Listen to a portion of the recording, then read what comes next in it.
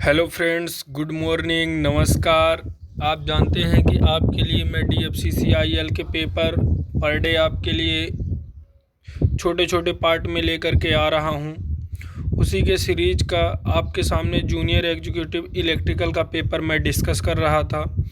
Junior executive electrical का ये तीसरा पार्ट मैं आप लोगों के लिए दे रहा हूं विथ सॉल्यूशन प्लस उसकी थ्योरी, उससे रिलेटेड अदर इम्पोर्टेंट क्वेश्चन, जो भी उससे रिलेटेड क्वेश्चन बन रहे हैं या फिर पेपर में आ सकते हैं फ्यूचर में, उन सभी के बारे में आपको फुल डिटेल में बता रहा हूं। तो 20 क्वेश्चन 20 क्वेश्चन हो गए थे, अब 21 को डिस्कस करते हैं। एक श्रेणी जनित्र 500 वोल्ट पर 200 एम्पियर की धारा प्रदान करता है। इसके श्रेणी का प्रतिरोध तथा आर्मेचर का प्रतिरोध क्रमशः 0.356 ओम और 0.98 ओम है। आर्मेचर की धारा कितनी होगी? ये क्वेश्चन बहुत ही बढ़िया क्वेश्चन है और इसमें ये जितने भी टर्म्स दिए हुए हैं ये सब आपको घुमाने के लिए दिए हुए हैं। आप सभी जानते हैं कि चाहे जनरेटर हो, मोटर हो, सीरीज में करंट जो है तो समान प्रवाहित होगी, और जो श्रेणी क्रम में के लिए होती है आर्मेचर धारा होती है, तो आर्मेचर धारा और आपकी शंट धारा और लोड धारा ये तीनों इक्वल होती हैं। यानी आर्मेचर धारा इजकल टू लोड धारा इजकल टू शंट धारा सीरीज मोटर के लिए, जबकि शंट मोटर के लिए ऐसा नहीं रहता है। शंट मोटर में आर्मेचर धारा जो होती है तो शंट धारा और लोड धारा के योग के बराबर होती है। तो ये क्वेश्चन आपके लिए सिर्फ आर्मेचर धारा बोल रहा है, तो जितनी लोड धारा होगी वही आपकी होगी आर्मेचर धारा और वही होगी आपकी शंट फील्ड धारा। तो इसका आंसर होगा 200 एम्पियर। अगला क्वेश्चन है, यदि ट्रांसफार्मर का ट्रांसफॉर्मेशन रेशियो के द्वारा प्रदर्शित किया जाता है तो निम्नलिखित में से कौन सी ऊंचाई ट्रांसफार्मर के लिए सत्य है? स्टेप अप ट्रांसफार्मर के लिए कौन सी कंडीशन सत्य होगी? आप जानते हैं स्टेप अप क्या होता है। जिस ट्रांसफार्मर में सेकेंडरी वाइंडिंग में टर्न की संख्या ज़्यादा हो जाए, यानी कि जितना ज़्यादा हमको टर्न देंगे उतना ज़्यादा हमको आउटपुट में वोल्टेज मिलेगा। तो यदि हम सेकेंडरी वाइंडिंग में टर्नों की संख्या बढ़ा रहे हैं, मतलब वो स्टेप अप ट्रांसफार्मर है। Generally step up transformer delta delta प्रकार के होते हैं। तो इसमें दे रहा है कि ट्रांसफार्मर रेशियो क्या होता है। ट्रांसफार्मर रेशियो आपके अलग अलग होता है, यानी आप जिसके परिप्रेक्ष्य में लेना चाहिए, इम्पीडेंस के, करंट के, या टर्न के, या वोल्टेज के। तो इसमें यदि आप टर्न के ही परिप्रेक्ष्य में ले लेंगे तो के इजकल टू हो जाएगा सेकेंडरी के नंबर ऑफ टर्न बटे प्राइमरी के नंबर ऑफ टर्न, या वोल्टेज के सापेक्ष लेंगे तो वोल्टेज सेकेंडरी के वोल्टेज बटे प्राइमरी का वोल्टेज। तो बोल रहा है स्टेप अप मतलब सेकेंडरी में वोल्टेज ज़्यादा होगा। सेकेंडरी का वोल्टेज ज़्यादा मतलब टर्न ज़्यादा, टर्न ज़्यादा यानी प्राइमरी के कम। तो भाई जब ऊपर वाली संख्या ज़्यादा है, नीचे वाली संख्या कम है, तो जाहिर सी बात है कि इसका मान 1 से ज़्यादा आएगा। इसलिए इसका चौथा ऑप्शन होगा के is greater than 1। Which one of the following is not an active element? ये इतना इम्पोर्टेंट क्वेश्चन है, हमेशा पूछता है। कई प्रकार के लोगों की क्यूरी रहती है कि ट्रांसफार्मर क्या एक्टिव एलिमेंट है या पैसिव एलिमेंट है, या डायोड, या आपका कैपेसिटर, इंडक्टर, बहुत सारे जितने भी आपके वोल्टिक स्रोत हैं, तो सभी में हमेशा एम्पलीफायर वगैरह, ट्रांजिस्टर।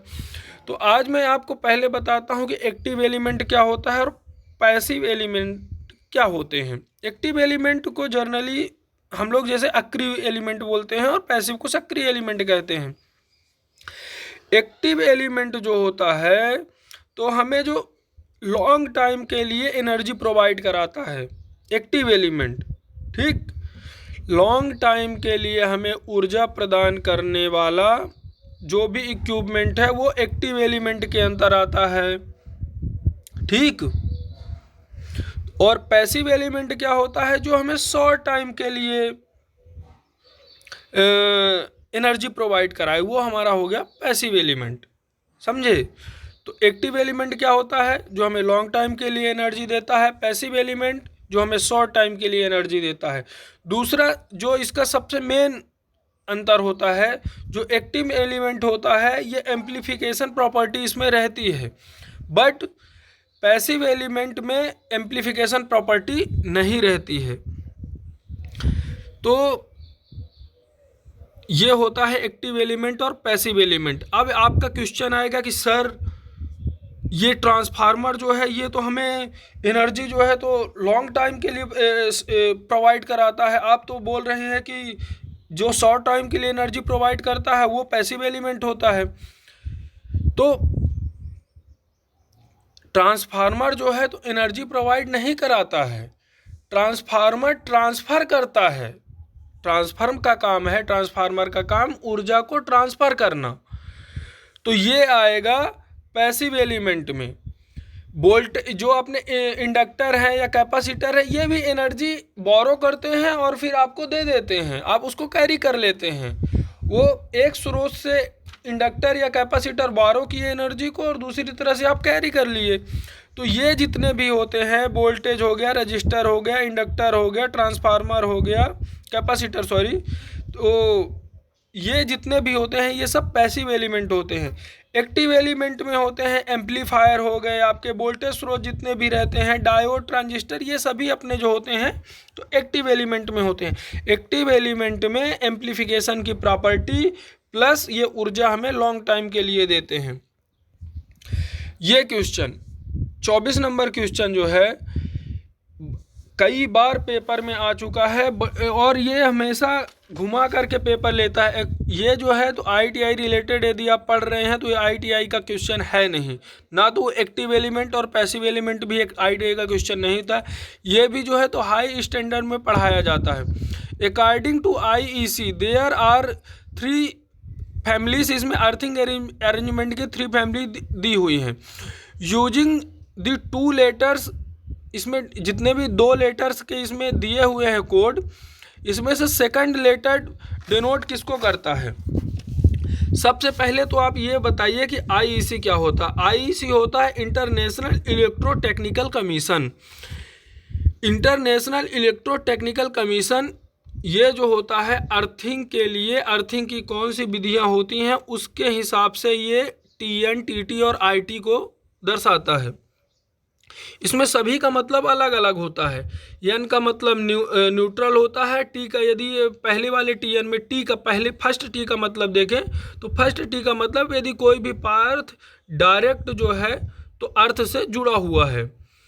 और सेकंड वाला T का मतलब होता है, यदि बीच वाले में जाएं TT में जाएं तो सेकंड वाले T का मतलब होता है कि यदि आप कंज्यूमर हैं, यदि आप उपभोक्ता हैं और खुद अपनी अर्थिंग यदि करते हैं तो वो सेकंड वाली T में जाएगा। यदि फर्स्ट वाली को हम T1 माने और सेकंड वाली को T2 माने तो T2 होगा, मतलब आप खुद की यदि अर्थिंग कर रहे हैं, इसे कंज्यूमर अर्थिंग भी कहते हैं और T1 वाले को सप्लायर अर्थिंग कहते हैं। तो सप्लायर अर्थिंग T1 हुआ और T2 जो है कंज्यूमर अर्थिंग हुआ। I का मतलब होता है यदि हम कहीं भी ग्राउंडिंग कर रहे हैं और उनके बीच में कोई भी वेरिएशन आ गया है, कोई भी आप वेरिएशन के लिए आप रजिस्टर लगा सकते हैं या कुछ भी और अदर आपका यदि वेरिएशन आ गया, कुछ भी बीच में लगा दिया अर्थ और आपके न्यूट्रल के बीच में, यानी कोई भी आपका सिस्टम है यदि अर्थ से आइसोलेटेड है तो वो I होगा, यानी आपका यदि रजिस्टर लगा दिया तो उसे I से दर्शाएंगे।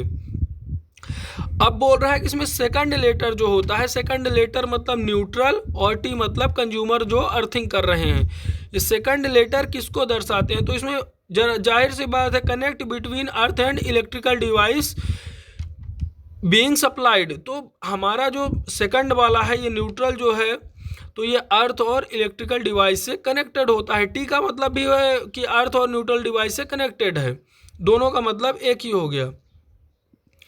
अब आ गया 25 नंबर क्वेश्चन।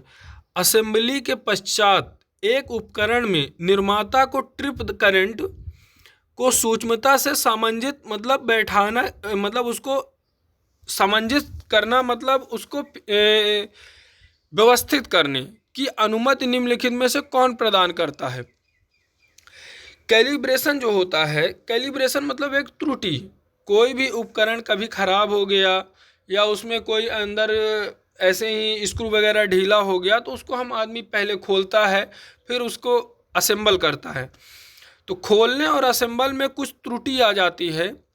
जैसे आप देखिए, जितने भी हमारे एनालॉग वोल्ट मीटर हैं उसमें कभी कभार ऐसा होता है कि वो जीरो पे सेट नहीं होते हैं, तो आदमी स्क्रू को थोड़ा सा घुमा देता है और उसको जीरो पे सेट कर देता है। तो वही बोल रहा है कि असेंबली के पश्चात एक उपकरण निर्माता को ट्रिपिंग करेक्ट को सूक्ष्मता से समंजित करने की अनुमति निम्नलिखित में से कौन प्रदान करता है। तो हम एक बार असेंबल कर दिए अमीटर को, अब अमीटर को असेंबल करने के बाद आपने देखा कि वो जीरो पे उसका कांटा सेट नहीं है, उसको 0.5 पे है, तो हम स्क्रू को थोड़ा सा घुमा देंगे और उसको जीरो पे सेट कर देंगे। अब अगला क्वेश्चन आ गया, an ideal PN diode has ohmic voltage drop across the body of the crystal. ये बोल रहा है आपका 26 नंबर क्वेश्चन बोल रहा है कि आइडियल पीएन डायोड है जो क्रिस्टल बॉडी से ओमिक वोल्टेज ड्रॉप करेगा। तो आप इतना जान लीजिए कि कोई भी स्रोत है यदि वो आइडियल कंडीशन में है, चाहे मोटर हो, जनरेटर हो, ट्रांसफार्मर हो या आपकी कोई भी ट्रांसमिशन लाइन हो, डिस्ट्रीब्यूशन लाइन हो, यदि वो आइडियल कंडीशन में है तो उनके अक्रॉस वोल्टेज ड्रॉप जीरो होगा। ठीक, तो ये पीएन डायोड का ये होगा आपका जीरो।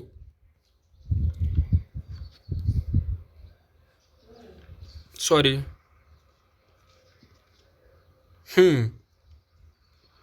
अब आ गया इस सुरक्षा चिन्ह की पहचान करें। इन चिन्हों को तो आपको बुक से उठाना पड़ेगा और खुद ही आपको याद करना पड़ेगा। ये जैविक खतरे का चिन्ह है।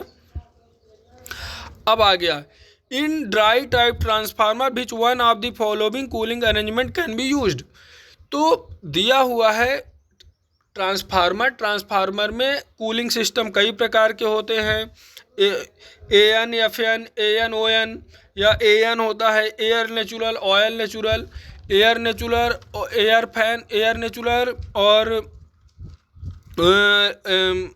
वाटर कूलिंग सिस्टम भी रहता है, एयर कूलिंग सिस्टम भी रहता है, ऑयल कूलिंग सिस्टम भी रहता है, एयर फोर्स्ड भी रहता है, ऑयल फोर्स्ड भी रहता है, वाटर फोर्स्ड भी रहता है। तो आपके ट्रांसफार्मर की डिज़ाइन के हिसाब से आपकी नेचुरल कूलिंग आपका सिस्टम प्रोवाइड कराया जाता है, चाहे आप ऑयल नेचुरल लें, चाहे वाटर नेचुरल लें, एयर नेचुरल लें या एयर फोर्स्ड लें।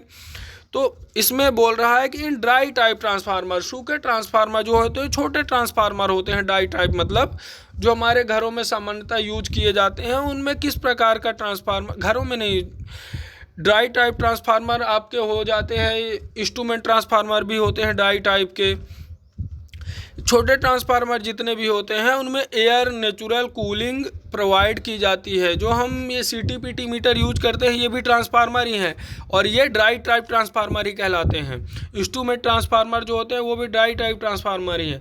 इन सब में एयर नेचुरल कूलिंग प्रोवाइड कराई जाती है। अब आ गया, ट्रांजिस्टर से हमेशा कॉमन एमिटर, कॉमन बेस और कॉमन कलेक्टर से हमेशा कुछ ना कुछ क्वेश्चन, एक या दो क्वेश्चन हर एक पेपर में आता है। आप कोई भी इलेक्ट्रॉनिक्स का क्वेश्चन उठा करके देख लीजिए, हमेशा इलेक्ट्रॉनिक्स में एक क्वेश्चन आना निश्चित है। इसमें बोल रहा है, in the common emitter configuration which one of the following condition is satisfied या satisfactory of the transistor to be in saturation reason.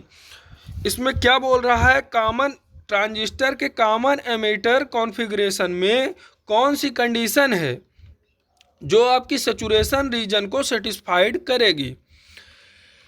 तो कॉमन एमीटर में, जिसमें एमीटर जो होता है तो कॉमन होता है, यानी बेस के साथ भी होता है और कलेक्टर के साथ भी होता है। तो दोनों, यदि इनपुट हम देंगे बेस और एमीटर में तो आउटपुट एमीटर और कलेक्टर से हम लेंगे, उसको हम बोलेंगे common ammeter configuration.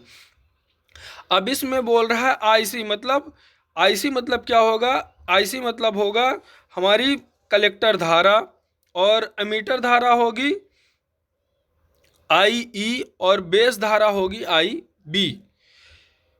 Alpha gain, beta gain, यानी बीटा गेन मतलब करंट गेन या वोल्टेज गेन इसमें डिसाइड किया जाता है। तो इसमें करंट गेन बराबर होता है IC अपान IB।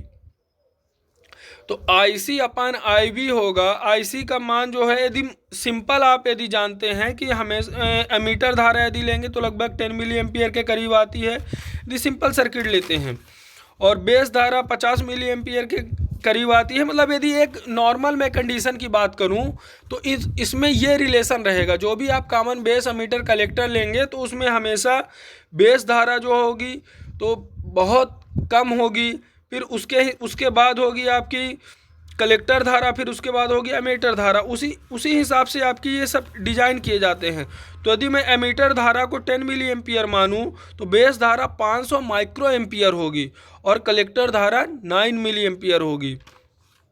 तो सबसे कम कौन सी है? 500 माइक्रो एम्पियर, यानी 500 गुणे 10⁻⁻6 एम्पियर। फिर एमीटर धारा 10 मिली एम्पियर, यानी 10 इंटू 10⁻⁻3 एम्पियर। फिर कलेक्टर धारा 9 इंटू 10⁻⁻3 एम्पियर। तो इसकी ये जो कंडीशन आपको सेटिस्फाइड करेगी, आप एमीटर धारा, बेस धारा और कलेक्टर धारा, ये करंट गेन जो है आप यदि निकालना चाहें तो IC अपान IB से आप निकाल लीजिए, तो आपका बीटा का मान आ जाएगा। तो अब इसमें बीटा और IB दोनों जो है तो यदि इंटू कर देंगे आप, भाई बीटा बेस में है तो जाहिर सी बात है कि IC का मान जो होगा तो कम होगा और बीटा और IB का मान ज़्यादा होगा। अगला क्वेश्चन आ गया MCB में M का मतलब है, ये तो जनरली आप 8वीं 9वीं में भी पढ़ते हैं। MCB घर में हमेशा बताया जाता है, मिनिएचर सर्किट ब्रेकर होता है। लेकिन MCB में जो मेन पढ़ने वाली बात है कि कौन सी B टाइप MCB है, C टाइप MCB है, F टाइप MCB है, ये जो है मेन MCB का मतलब रहता है। तो इस प्रकार दोस्तों जूनियर एग्जीक्यूटिव ग्रेड 3 इलेक्ट्रिकल के 30 क्वेश्चन हमने बता दिए, सबकी टेक्निकल थ्योरी भी आपको बता दी। इससे रिलेटेड कोई भी यदि आपको परेशानी है तो आप बताइए। यदि आप इसके बारे में और जानना चाहते हैं, यदि आप क्वेश्चन से रिलेटेड और क्वेश्चन पढ़ना चाहते हैं कि DFC में किस तरह के क्वेश्चन आ सकते हैं, आने वाले हैं, तो मैं आपको बता सकता हूँ, बता दूँगा। आप जो है तो देखिए, यदि आपको समझ में ना आए तो आप मुझे कमेंट बॉक्स में कमेंट करके या स्पेशली आप मुझे मेल करके या व्हाट्सएप से आप मुझसे पूछ सकते हैं। ओके मेरे प्यारे दोस्तों, सभी लोग आप कोविड से सुरक्षित रहें, खुश रहें और अपना हैप्पीनेस और लोगों को भी बांटें, जिससे कि लोग इस समय जो मानसिक अवसाद से पीड़ित है वो उभर करके एक अपने लाइफ को पहचान सके, नई खुशियाँ तलाश सके। तो आप कोशिश करें कि अधिक से अधिक लोगों को खुश करें। ओके।